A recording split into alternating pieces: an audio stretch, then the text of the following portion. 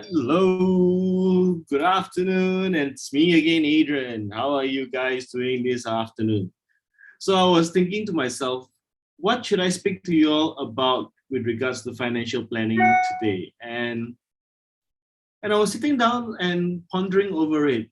What is it that I like most about financial planning? If you've been following the series, you will realize that I never liked financial planning or financial planner at the very first place. And now I'm one. And I was pondering as to can it be that financial planning assists us in reaching our self-actualization?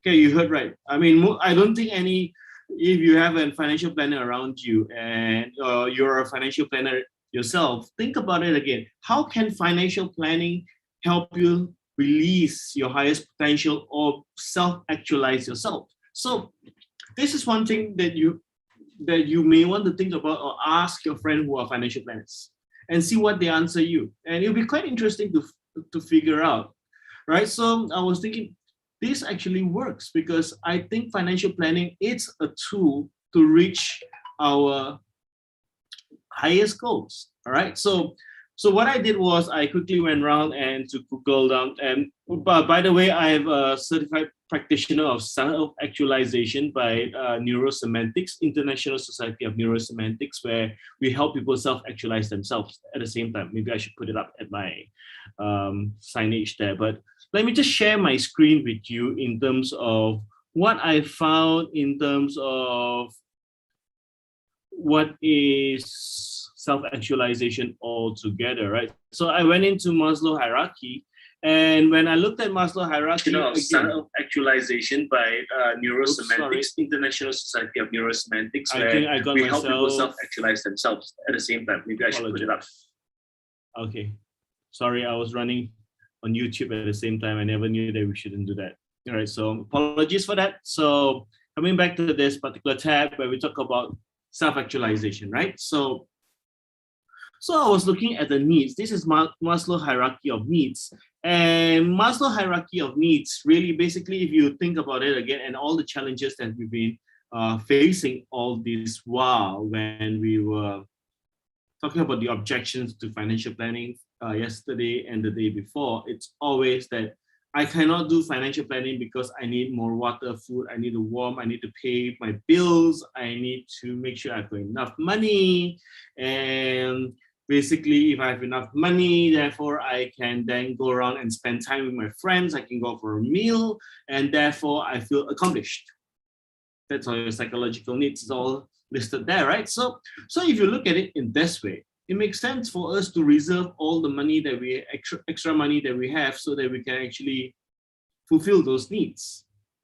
But yet at the same time, do you realize one thing? Everyone's fighting for safety. Everyone's fighting for a sense of belonging and build their self-esteem, and they want to actualize their self. What does self-actualization mean?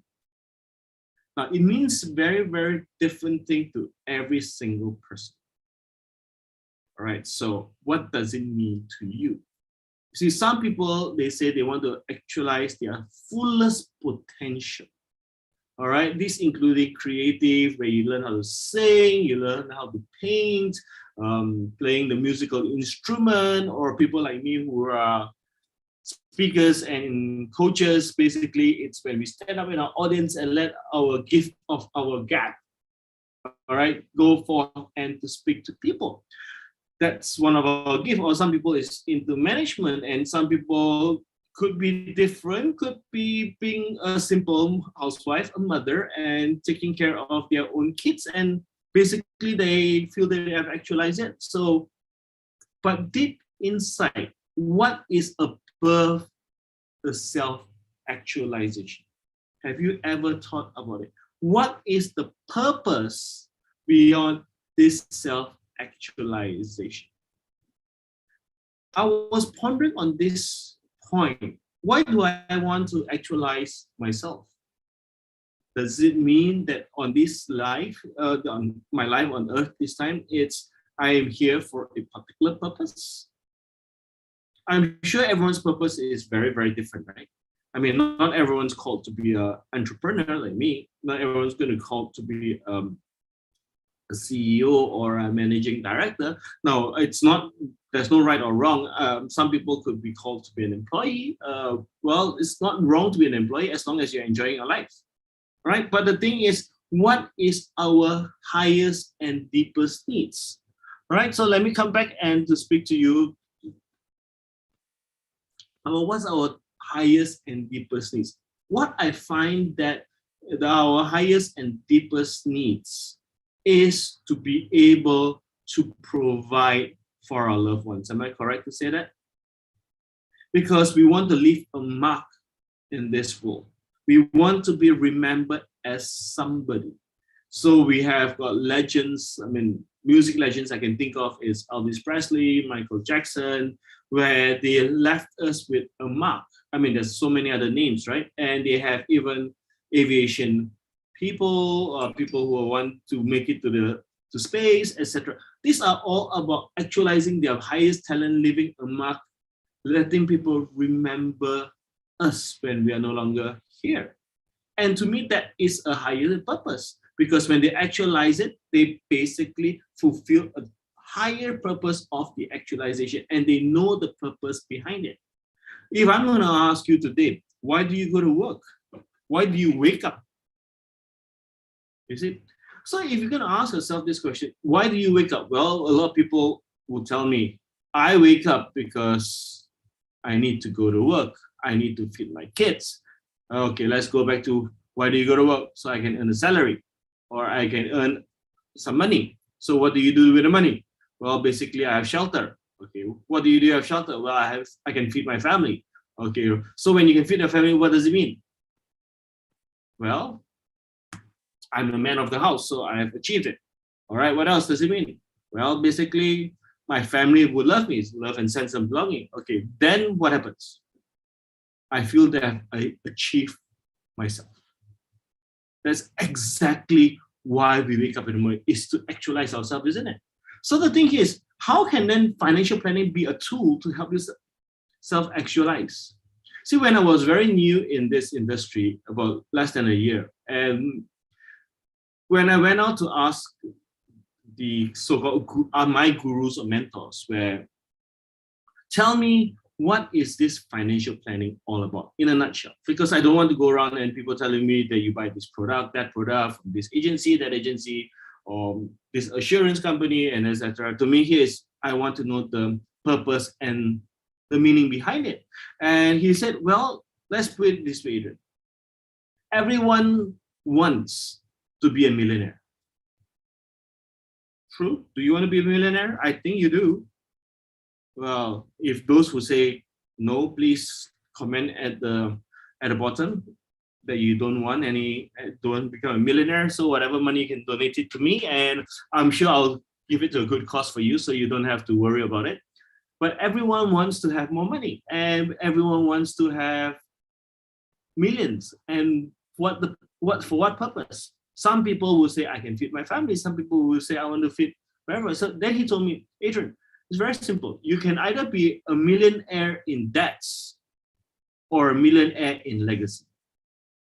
I'm like, I don't get it. Tell me once again, what do you mean by millionaire in debts or millionaire in legacy? Well, basically what he was saying is that if you do not manage your funds properly, and you don't manage your finances and put it at a place that it should be, whatever that you've been fighting for all these years by going to work, earning an extra income to protect, to provide, everything is going to go to waste. Because if you do not manage it, and you know that with our current inflation rate compared to what we earn, inflation is always higher than what we earn. And there's no way we can sustain it unless we do something about the money that we have now. Remember my first lesson, I talked about financial planning. It's about helping your money grow. And that's what we're talking about, growing your money in the right way if you know where to deposit it. And ultimately, what's going to happen is that you will be able to leave your legacy. Self-actualization, it's about being able to achieve your highest potential, to leave the legacy and to serve that purpose. And what could be lesser than the highest purpose of providing for your family and your friends and giving that love and showing that love? Because for some, they are lucky that their parents had actually done proper planning, but some who are very unfortunate, when they leave their family back on earth, they not only left them without his or her love, he or her left them with also with a lot of debts and leaving them with, making them a millionaire in the negative. So this is what it is. Self-actualization is about achieving our greatest potential so that we can give back to society, give our love, give our contribution to our family and friends in society. And but yet at the same time, what I'm telling you is financial planning also can. And when we come back in our next series, basically, I'm going to share with you a little bit more on how you can put it at the right place and not to make it too exorbitant, make it something simple that you can start today. All right, till then, thank you very much and have a great time. Take care.